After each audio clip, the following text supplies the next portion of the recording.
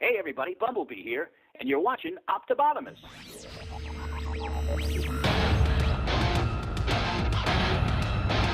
Transformers, defenders of truth, robots who fight in disguise. This is Optibotimus coming with another video review, and this time we're going to be taking a look at the Transformers Encore 13 Trailbreaker. Another really fun character that I really liked in the original G1 cartoon. Not as much screen time as I really would have preferred. He did have some really good memorable moments, however, and I really did enjoy the character. Flip around here on the back, and you got a nice picture here on the back. You got the Dinobots, Devastator, you got Blitzwing, more Dinobots. Really kind of cool. I really love the way they do this.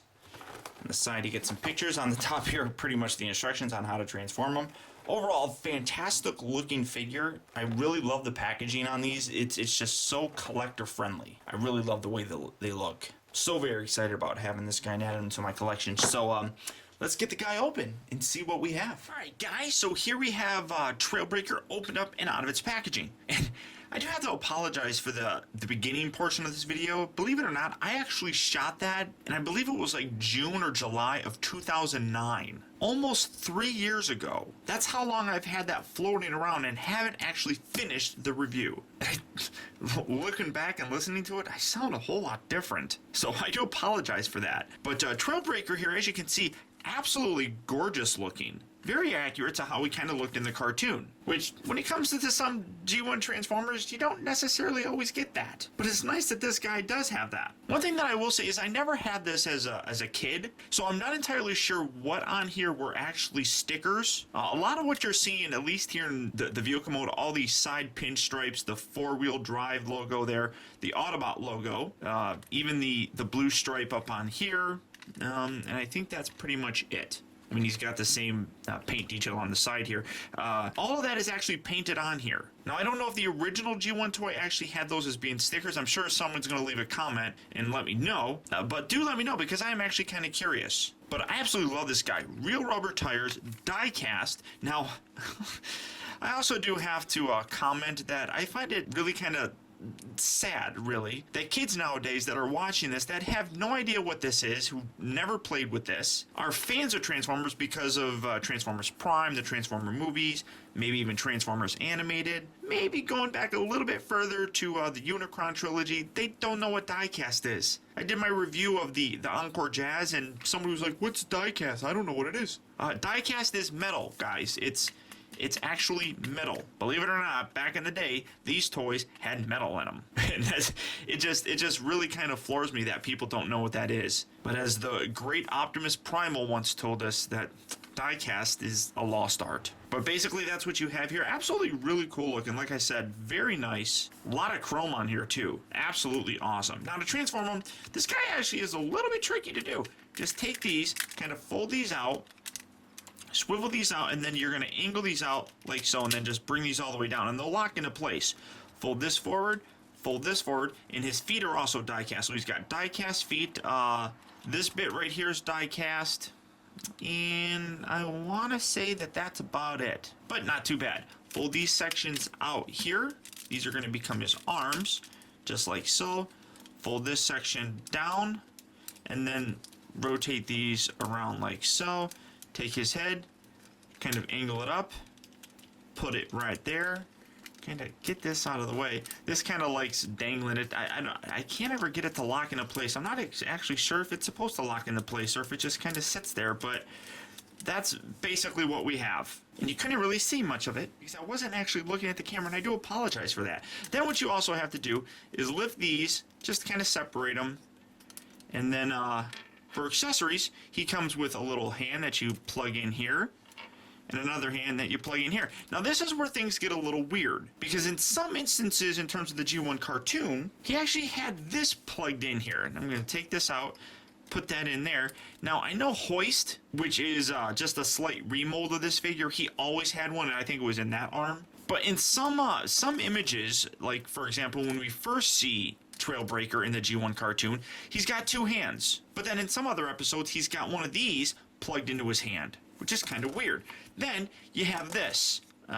This actually creates his force field. Now, in the G1 cartoon, it was off to the side most of the time. Sometimes it was behind him. So what they have here, come on now, that all just fell apart. If you come around here to the back, he's actually got a little hole in here, and then you just take this and then you plug this in the back of his head. And like I said, in some cartoons and in some of the episodes, that's how it was. But most of the time it was kind of off to the side, but it was never in that configuration. It was always kind of like this. So I guess it really kind of depends. But then he also had a little thing hanging out here. So usually I take this gun, or this cannon, that some people would put in his hand, although his hand disappeared. There it is. Put that in there. Rotate that around. There we go. Come on, stay in there. Come on. Because I'm going to show you that here in a second. Come on. Keep your butt in there. And then usually I just take this and kind of wedge that kind of in there. Just to kind of create that kind of look, I guess.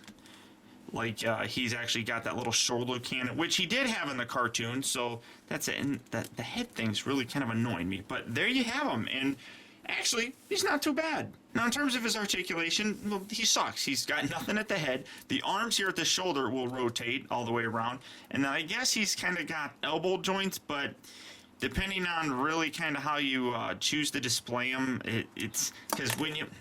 come on. And this is why some Hasbro products are better than the Takara ones. And like I said, I'll get to that. If you lift up his elbow, he's got this giant panel that's dangling down here, which kind of is derpy. Nothing really at his legs, and then his feet, I guess, can rotate around, I suppose. But other than that, that's about it. Now, everything that you're really seeing here, you got the sticker here, you lift these arms up, you got a sticker inside here, you have a little sticker here. These are little stickers. Those are all actual stickers, and the stickers really suck. A lot of these Encore figures, for some reason, the stickers are not very good. Some of them are good, but some of them just are really terrible. Repro Labels actually does a better job of their stickers. And actually, there's another set of stickers that I believe like go around here, little red rims around this section here and on here that have completely fallen off on mine. And as you can see, aren't there. Now, as you keep kind of seeing it happen here, because it doesn't want to stay in there, because this is Takara, he does have spring-loaded fists. And he's got that on both sides, and so he can punch you by doing something like that. Now, like I said, this was always one of my favorite characters, but he never got a lot of screen time, which always kind of bugged me. And as more characters came into the show, and this just keeps going, and I just keep having to plug it in, but as more characters keep coming into the show, his role got fewer and fewer. The only time that he ever really came out was when the Autobots needed somebody to have a force field, and that's this little force field generator. So, I mean, overall, it really is unfortunate that this character just kind of disappeared. And that's even the case with the Transformers animated movie. When a lot of the G1 characters were killed off, he just disappeared and he was never seen again.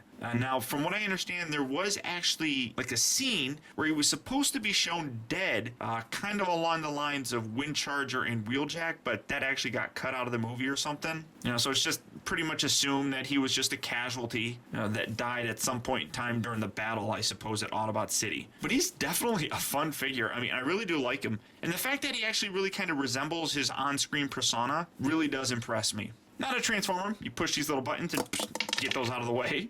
Come around here, take this out, set that out to the side, and I just noticed, oh yeah, he's got stickers here on the sides of his head. I didn't notice that before. Rotate this back, and then you want to fold that down just like so, and then you're going to bring that up. Then rotate this around, and then you're going to kind of create his little tailgate section. Fold these down, take this section, rotate this up, and these are going to fold down along the side, just like so, on both sides, like that. Fold the feet down. These are going to untab, bring them down. You got to push them in, and then bring them up. Kind of hold this. This is a little bit tricky. You have to kind of lift this, push this forward to get it to kind of clear underneath here, if that makes any kind of sense. And you can see one of his stickers just came flying off. So I might have to go to Repro Labels to get stickers for this, because this just doesn't stay on there very well at all. And by going through here and frictioning through this really does kind of ruin the sticker itself, and it's probably already fallen off. But here you have Trailbreaker back in his little vehicle mode. When it comes to G1 characters, Trailbreaker really, like I said, kind of got the short end of the stick in terms of stories, and unfortunately really didn't appear all that much. But the toy is a wonderful representation of that character, and definitely brings back a lot of good memories. Mostly just about Transformers in general from those days, and it reminds me of being a kid. Like I said, I unfortunately never had this guy, but still getting him in my hands and being able to play with it really sends me back in time to that time when, as a kid, I grew up watching these guys on TV. It's absolutely wonderful. And without a doubt, I would recommend getting this guy left and right all day long. Now, naturally, if you have no idea who this is, you're probably not going to care to have him. But this is a piece of history, guys. And Transformers like this made way for all the wonderful Transformers that we have now, and why we got movies from them. So, without a doubt, G1, there's my thumbs up all the way. Gotta love it. So until next time, guys, I want to thank you for tuning in. This has been Optibotimus. I'll talk to you later. Defenders of truth, robots who fight in disguise.